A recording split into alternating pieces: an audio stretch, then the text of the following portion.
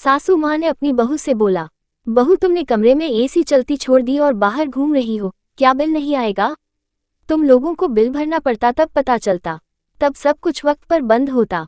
अभी तो ससुर जी बिल भरते हैं ना, तो क्यों बिजली के बिल की चिंता क्यों करोगी? बहू चुपचाप कमरे में एसी बंद करने के लिए चली गई। पति को लगा कि कहीं नई नवेली पत्नी को माँ की बातों का बुरा न लग जाए, इसलिए वो उसके पीछे पीछे गया और उससे बोला, माँ की बातों का बुरा मत मानना। इस पर बहू ने बोला, अरे इसमें बुरा मानने वाली कौन सी बात है? मेरे मायके में भी जब भी हम इस तरह से पंखा या एसी चलाकर घूमते थे तो मेरी मम्मी भी यही बोलती थी कि तुम लोगों को बिल भरना पड़ता तब पता चलता। अभी तो पापा बिल भरते हैं, इसलिए तुम लोग मजे करते हो और किसी चीज का ध्यान नहीं रखते। और यही बात यहाँ मम्मी ने बोली, गलती तो हमारी है कि हम लापरवाही करते हैं।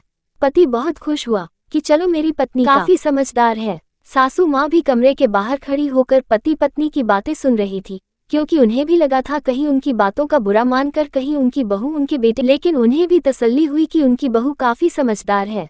इसी तरह एक दिन सासू माँ काफी देर से फोन पर बातें कर रही थी और उनका खाना ठंडा हो रहा था।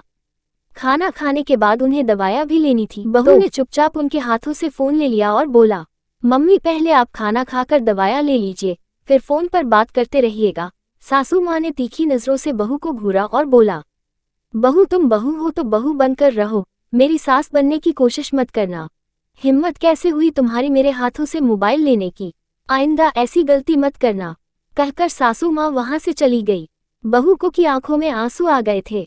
थोड़ी देर के बाद सासू माँ रसोई घर की तरफ पानी लेने के लिए जा रही थी कि उन्हें बहू की बातें सुनाई पड़ी। बहू रसोई घर में अपनी माँ से फोन पर बातें कर रही थी और बोल रही थी, माँ मैं तो सासू माँ को आपकी तरह ही अपनी मम्मी मानती हूँ और उनकी किसी भी बात का बुरा नहीं मानती। जैसे आप मुझे डांटती थी वैसे ही वह भी मुझे डांटती है और मुझे बिल्कुल भी बुरा नहीं लगता, क्योंकि आखिर वह भी मेरी माँ है। लेकिन मम्मी वो मुझे अपनी बेटी की तरह नहीं मानती।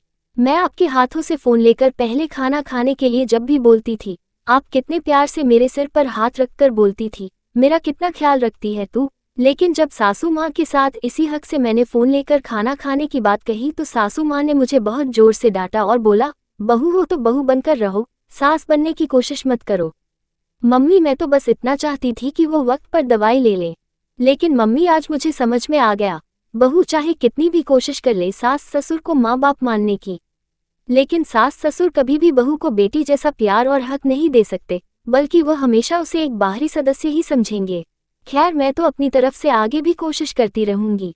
अब सासू माँ की मर्जी कि वो मेरे साथ कैसा व्यवहार करती है। कम से कम मुझे ये तसल्ली तो रहेगी कि मैंने अपनी तरफ से हर मुमकिन कोशिश की है इस घर को अपनाने की।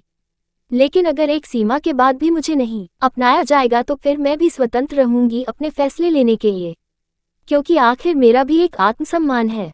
सासू माँ ने रसोई के बाहर खड़ी होकर यह सारी बातें सुनी और उन्हें अपनी गलती का एहसास भी हुआ।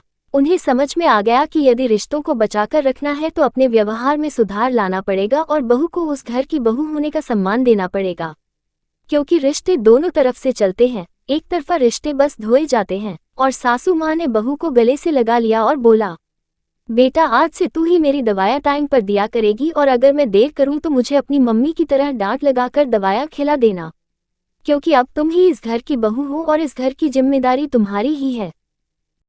इस घर को बनाना और बिगड़ना अब तुम्हारे हाथों में है। बस ये समझ लो मैं हर कदम पर तुम्हारे साथ हूँ। सासू माँ ने अपनी समझदारी से रिश्तों को बिखरने से पहले बचा लिया और साथ ही अपनी गलती भी सुधार ली और एक परिवार टूटने से बच गया।